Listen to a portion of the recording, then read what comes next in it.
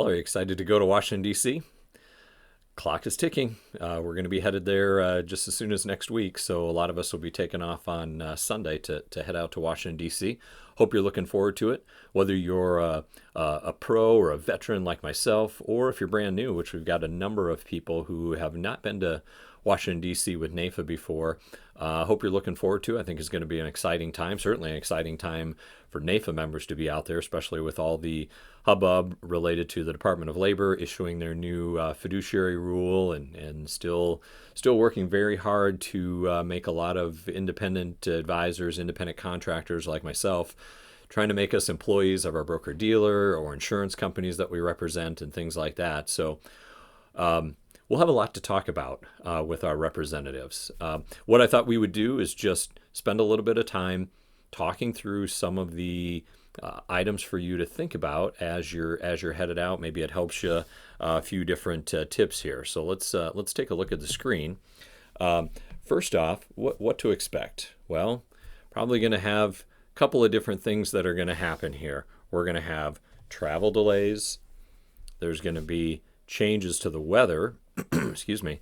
Going to be changes to the weather that is going to be difficult to predict. So obviously, certainly want to take a look at your weather app and see what clothes to bring. It can be very hot and humid out there at this time, and other times it can be perfect. So just be aware of that. Also understand, typically the hotels we stay at will have umbrellas. So if it happens to be rainy when we're out and about, a lot of times you can pick up an umbrella at a local convenience store, drugstore, or the hotel will have them for use. And then other things to keep in mind is oftentimes there are going to be schedule changes. Specifically, just understand that a lot of this stuff is fluid. For those of you that have been to Des Moines for Day on the Hill, oftentimes we think we're going to have a meeting at 1 and then that changes to 1:30. So the people who thought they were going to the 1 o'clock meeting now get bumped to the 3 o'clock meeting or something like that. Stuff happens, and frankly, the people that we're going to see, they're there to be in committees to get legislation taken care of, and they're there to vote. And so that's a requirement. We certainly love to have meetings with our representatives and senators, but one of the main reasons they're there is to make sure that legislation is able to take place, and skipping votes really isn't an option. So I think you'll find when we go out there, if there are votes taking place that day on Tuesday, that the staff is fully capable of stepping in if the legislator is not able to be there the entire time. Other things for us to take a look at are Monday. Just we're gonna spend most of the day not in a classroom, but we'll be in a larger group setting with other NAIFA members, looking at what we're going to be talking about with our legislators. There's going to be a number of different speakers. We're going to be hearing from our lobbyist team.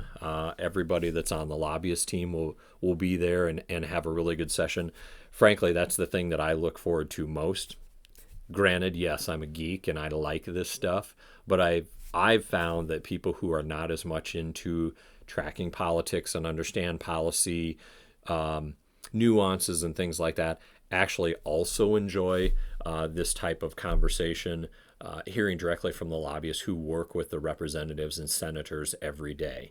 So just something for you to keep in mind. I think everybody's going to enjoy that. We've got quite a cast of characters, so the personalities are a lot of fun. You're going to get, I think, a lot of enjoyment from that. Oftentimes we're also hearing from either a Democrat or a Republican, typically a House member, and sometimes they'll be both. They might have two people that work on a committee together to talk about, how the sausage is made behind the scenes. So that's got some interest to it as well.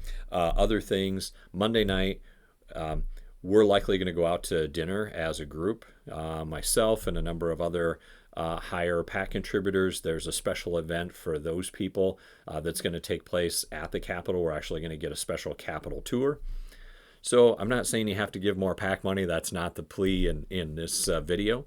But for those of us that have been bigger contributors over the years, there's some special things that we're going to get to do. For those of you that are Triangle team members, there are going to be some special activities for us. Again, a special thank you to Tara Heaton and Ryan Bosch. for organizing a group get together in Cedar Rapids, so that a number of people who haven't had a chance to get that advocacy training done were able to get that done, and now are members of the Triangle team too. So thanks to both of you for doing that. So Monday night will just be some fun. There was going to be a cocktail reception after we get done, then a chance to go out and eat and just have fellowship with not only your fellow NAIFA members from Iowa, but from other states as well. Learn new ideas, find out what they're doing in their practices. Maybe there's advisors from other part of the country that are with the company that you're affiliated with. You get a chance to meet them and interact. Then on Tuesday, hopefully you don't stay up too late on Monday. Sometimes that's a struggle for our Iowa group, since we do like to have fun. But Tuesday, we're headed to the Hill. So we'll head there right away in the morning. We have all 6 of our meetings scheduled. Some will be in the morning, some will be in the afternoon. The idea will be that everybody that is in a congressional district, so if your congressman or congresswoman is there, and or their office staff is there, if you're in that district, we'll send you to the right meeting to make sure that you meet with that person.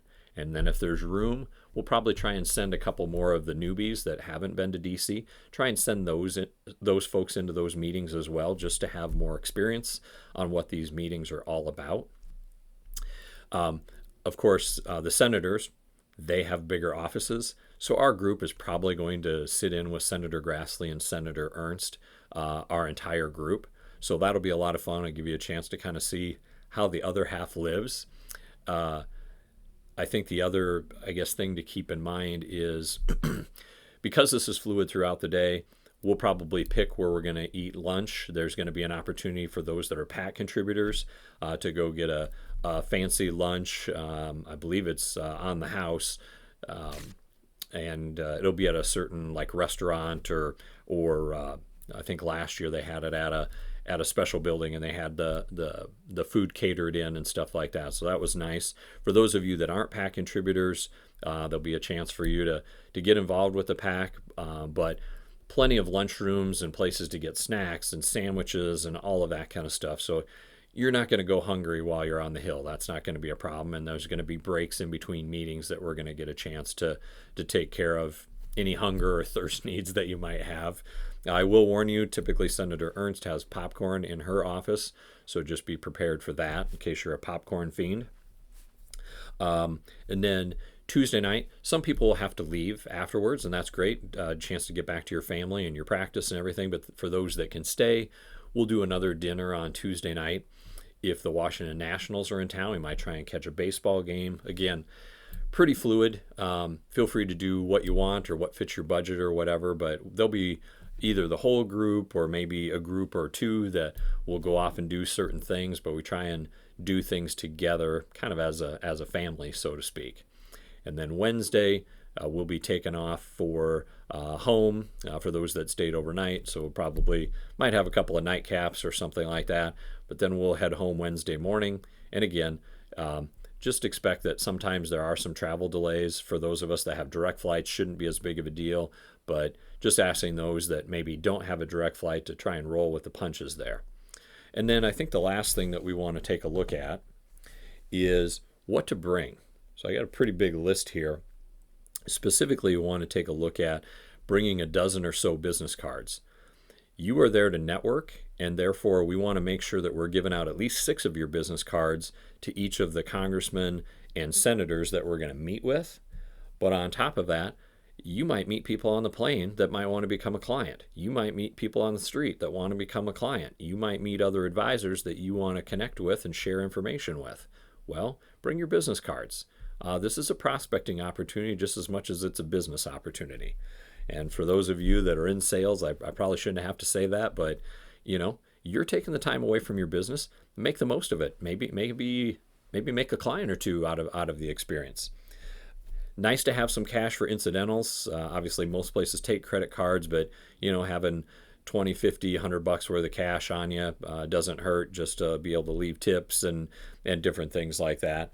The other thing that I would suggest doing, if you haven't already, is download a rideshare app and or Venmo. That way, if we're sharing cabs and stuff like that, you can kind of divvy things up with your with your co-riders and stuff like that. It usually evens out. Everybody kind of trades back and forth, but those would be a couple of things that you could do.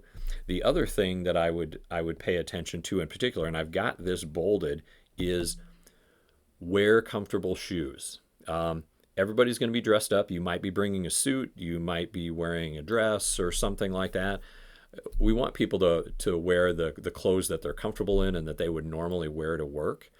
For people like me, that's usually jeans and a jacket. I don't even wear a jacket for work, but I'll probably wear, typically a polo and jeans. Well, I'll throw on a jacket or a jacket and a tie to go with my jeans to dress it up a little bit. It's entirely up to you what you wear, but business or business casual is kind of the expectation. However, I will tell you that the first time I went to DC, I wore dress shoes, and we probably walked 5.5 miles that day, maybe 6, something like that, traipsing back and forth. And I can still remember the meeting with Senator Grassley talking to us. It was a very hot and humid May day, and we were all pretty exhausted, and we were meeting with him at the end of the day. And Senator Grassley was kind of chiding us, saying, man, if you guys are going to be here, you need to wear more comfortable shoes. And of course, he had tennis shoes on. Now, at that time, Senator Grassley was running a couple of miles a day every morning, but, he's traipsing back and forth to votes and different things like that. So he had tennis shoes on. So I took that to heart. So the next time we went to D.C., I had my tennis shoes on. I might have been one of the only people that had actual running shoes or walking shoes on. Everybody else was wearing dress shoes. And we met with Senator Grassley again, and he sits down and is kind of looking us over and talking a little bit, and he's kind of back in his chair, and he says, I see somebody listened to me the last time we were here. One person has tennis shoes on. So all I'm saying is, if Senator Grassley doesn't care that you wear tennis shoes to the meeting, I think you should wear tennis shoes to the meeting. Your feet and your back will thank you just for all the walking we're doing. But again, that's up to you. Other things for us to think about, trying to bring one of those black business folios. In fact, I've got one right here. Just something like this. Carry your notes in, carry your business cards in, things like that. Maybe your NAIFA talking points, just a way to keep organized.